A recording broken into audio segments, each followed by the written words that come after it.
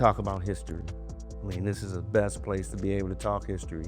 For me, learning my history was important because it saved me, to be honest. If I didn't know my history, I probably would have reacted in a different way. In college alone, going to University of Richmond, being the only black player on that team, traveling to East Carolina and different places. I'm playing center field. They out there with ropes, yelling the N-word, and we gonna hang you after the game. And the anger that I had and how I managed to control it because of learning my history. The things that Jackie Robinson went through, Hank Aaron, watching 42 was just incredible, man. And so I was able to handle it because I turned that anger into, I'm gonna win the game for us. And I'm gonna shut them out. I'm gonna do it. I'm not gonna comment, I'm not gonna say anything, I'm gonna win the game. And I ended up hitting the game-winning home run and making the game-winning catch on top of the fence where they had that rope hanging. Going from college and then going to the major leagues and being a rookie. And my first experience, Ray Langford and myself, and you guys know when you're a rookie, they're gonna ask you to do all kinds of community service. Ray and I had to do this community service event. And I told my dad, hey Dad, you drive my rental car home and I gotta do this and I'll be back home when you hang out. And so we get to this event, we had to judge a contest. I tell Ray, hey man, I'm gonna go home and see my dad. We leave, and we're in Ray's car, which was, back in the day, a little sporty car, Mazda Z300. Nice little car, man, and tinted windows. And we stop at this red light. We're at a light, we're not doing anything wrong. Make a left-hand turn, because the light turned green, and all of a sudden, you see the lights. This was 2 days after Rodney King situation. So, there's a lot of racial tension going on. Police officer comes up, first thing he says to Ray Langford, whose car is this? And, I took criminal justice in college. And I know that's not the first thing you ask somebody. You ask for their license and registration. And Ray is just furious at this point. Police officer goes back, sits in the car for 10 minutes, hadn't told us what we did wrong. Ray is hot. And I'm trying to save Ray from getting in any trouble and be in the street with Rodney King, So I'm handling the situation. I go to Ray and I say, Ray, don't give him anything. Let me handle it. The officer comes back. He asks for the license registration. And he tells Ray, why is your windows tinted? Why do you have California tags? And Ray said, look, I live in California and I bring my car down because I work here in St. Louis. And officer says, well, you got tinted windows. So the caveat here was Dr. London, who was the team doctor for the Cardinals, he gave every player with tinted windows a doctor's excuse. Ray hands that excuse to the officer, and the officer looks at it, says, I know that doctor. And now I'm sitting there like, something's not right. This is exactly what I said. Excuse me, officer, could you tell us what we did wrong?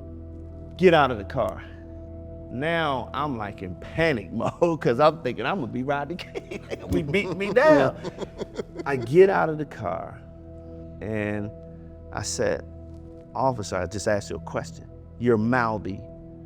And he puts me in cuffs. And at that moment, all I could think about is Hank Aaron, Jackie Robinson, keep your cool. And I said absolutely nothing. I get down to the station and this officer's asking me questions, I'm not saying a word. Chief comes out and says, hey Brian, we're not gonna book you, which is the first mistake if I wanted to sue. We're not gonna print you or anything. And meanwhile, I'm looking at this officer angry. And Ray Langford's waiting for me. They take the cuffs off, I leave. And of course, it's a running joke now because Ray looking at me like, you handled it well. So I get home to my dad and I'm in tears because I'm so angry. And my dad looks at me and says, you made it. You made it. He said, I want you to imagine what Jackie Robinson and Hank Aaron went through. He said, drop your tears. Now you go out there and prove them wrong and you play some baseball. That happened to me numerous times where you see a black kid with a nice car at a young age, our age, I was 21, going down the street, there's always a problem. But, we have to learn how to deal with that. Like you said, be smart enough to have all your ducks lined up, your insurance, your registration, your driver's license, and be polite and hand it over to the officer. And that's what we have to teach these kids today, because one wrong move, it could be disastrous. We see it all the time, man. And we just have to educate our kids, because I know if it wasn't for my mom and dad, I would have been a different cat. But that was motivation for me when I was coming up as a kid, that I was gonna win every fight, every battle when it came to racism. I wasn't gonna let it defeat me. So that was my end goal. And I tell all the kids all the time, I had so much inside of me as a kid growing up, where my mom and dad, they picked cotton for 75 cents a day, 12-hour days. And I used to hear those stories. My mom and dad was married 70 years. My mom was 93 when she passed, my dad was 97. So they were married 70 years. So these are real stories.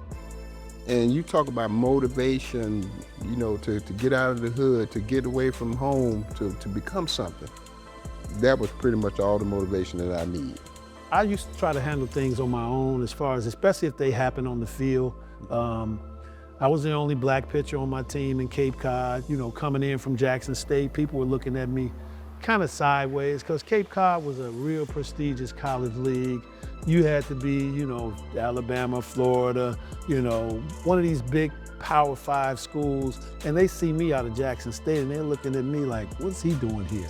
So when I went up there, I already knew I had to prove myself, because my coach at Jackson State, Coach Brady, he told me when I went up to Cape Cod, he was like, look, they're not gonna believe in why you up there, so go up there and make a name for yourself.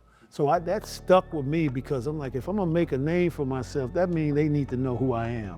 So the first time I get off the plane, I'm warming up to pitch my first game, and I hear the players on the other team making all these chicken sounds and talking about we're gonna be eating watermelon after the game, and I'm like, okay, they really don't know who I am. I went on about my business and proved why I was there. And that's been always a mantra for me through life. Only way you're gonna shut them up is to prove that you do it. And then I proved it, and I ended up being I was an all-star in that league. And the next year I get drafted by the Phillies in the second round. And I'm like, oh, I'm in Philly now. I'm almost right back in Massachusetts again. And Philly, it was tough. I mean, the fans in Philly, you doing well, they'll let you slide. But if you don't, they throwing D batteries out the stands on you in the outfield. So it was tough. But again, if I was already mentally prepared for those situations to occur, then I can deal with them in a way that I can maintain my composure and keep my calm. You can't escape those things. They're just gonna happen. You just gotta understand that when they do happen, expect it and understand how to deal with it.